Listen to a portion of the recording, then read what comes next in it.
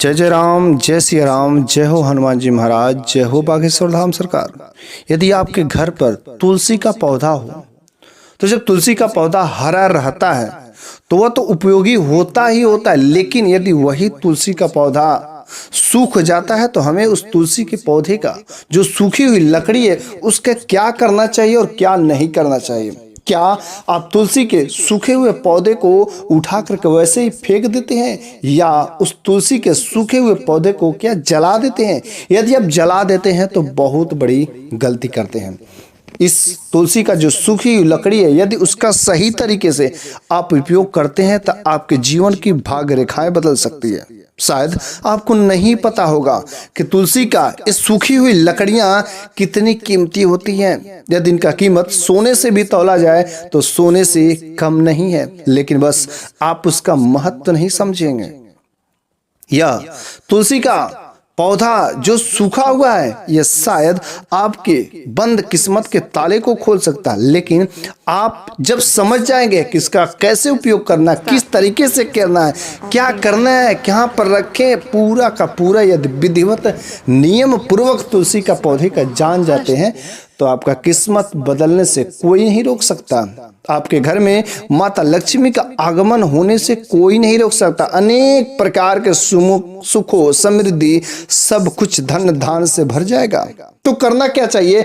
यदि आप भी जानना चाहते तो आप इस वीडियो के अंत तक बने रहिएगा ताकि पूरा का पूरा उपयोग तुलसी के सूखे हुए लकड़ी का कैसे करना चाहिए। लेकिन उससे पहले हमारा एक छोटा सा रिक्वेस्ट है कि यदि अभी तक आपने हमारे चैनल को सब्सक्राइब नहीं किया हो तो प्लीज सब्सक्राइब करके बेल आइकन को जरूर दबा दीजिए। तो पहला उपाय है कि जब भी हम लोग तुलसी का पौधा जो सूख जाता है तो उसके जो सूखी हुई लकड़ियां होती कभी भी फेंकना नहीं चाहिए। ना तो फेंकें ना तो जलाएं, जलाना भी नहीं है, और ना तो इसे पानी में प्रवाहित करना है। बिल्कुल एक काम नहीं करना। आपको करना क्या है, उसको तोड़ करके इकट्ठा कर लें।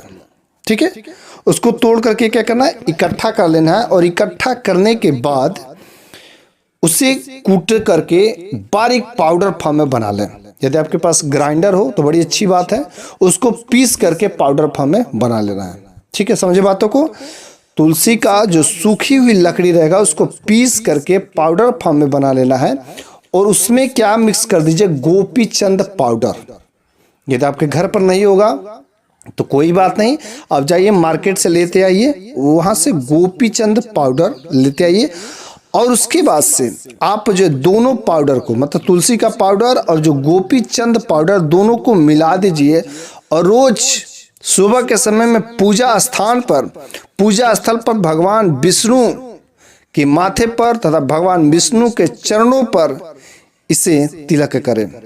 भगवान विष्णु को तिलक करने के साथ साथ आप अपने कंठ पर, अपने कानों पर, अपने मस्तक पर, अपने बाहुओं पर, अपने भुजाओं पर, मतलब जहां पर भी आप उचित समझते उन जगह पर तिलक कर देना चाहिए, टीका लगा देना चाहिए, तथा अपने परिवार के सभी सदस्यों को भी इसका तिलक जरूर लगाना चाहिए। इससे क्या होता है कि मानसिक जो वेदना होती है बहुत ही शांत हो जाती है, मन में कोई हलचल नहीं रहता है, शांति का प्रतीक होता है। आपके घर में झगड़े नहीं होंगे, नकारात्मक शक्तियां धीरे धीरे खत्म हो जाएंगी। जिस भी मनुष्य के ऊपर, जिस भी व्यक्ति के ऊपर यदि नकारात्मक साया रहेगा तो जरूर उससे कुछ प्रभावित होगा।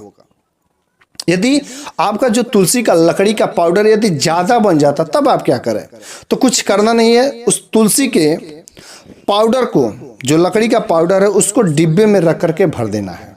ठीक है, और डिब्बे में रख करके भरने के बाद आपके घर पर जो पूजा स्थान होगा उस पूजा स्थान में भगवान विष्णु का यदि फोटो होगा या मंदिर होगा या कोई मूर्ति होगा तो आपको उस तुलसी के लकड़ी का पाउडर के डब्बे को भगवान विष्णु के चरणों में रख देना है। एक रात रखने के बाद अगले दिन सुबह स्नान करने के बाद उस तुलसी के लकड़ी के पाउडर को ले जा करके आपको अपने किचन में रख देना है।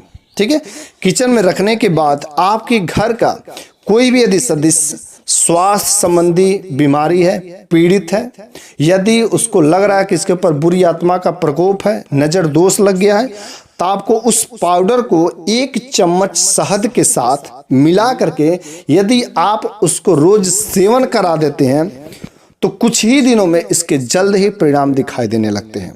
यदि कोई भी नकारात्मक संबंधी कोई ऐसी बीमारी रहेगी या कोई ग्रह दोष रहेंगे या किसी प्रकार की कोई बीमारियां रहेंगी जिसका नकारात्मक प्रभाव पड़ रहा है, आपके घर में लड़ाई झगड़े हो रहे हैं, तो इससे जरूर ही निवारण मिलेगा। तो तुलसी का जो चूर्ण होता है बहुत ही कामयाबी चीज़ है, बढ़ सके इसे सभी लोगों को समझना चाहिए। तो पहले यदि थोड़ा सा रहे तो आप उसका तिलक का काम करिए, तिलक लगाने का। उसके बाद यदि ज़्यादा मात्रा में हो जाए तो आप अपने ही परिवार में लोगों को शहद के साथ यदि खिलाते हैं तो बहुत इसके सकारात्मक प्रभाव दिखाई देने को मिलते हैं। अगला उपाय है धन धान के लिए। बहुत सारे व्यापारी, बहुत सारे दुकानदार, बहुत सारे लोग इसका उपाय करते हैं। जो ये वाला उपाय है बहुत ही महत्वपूर्ण उपाय है।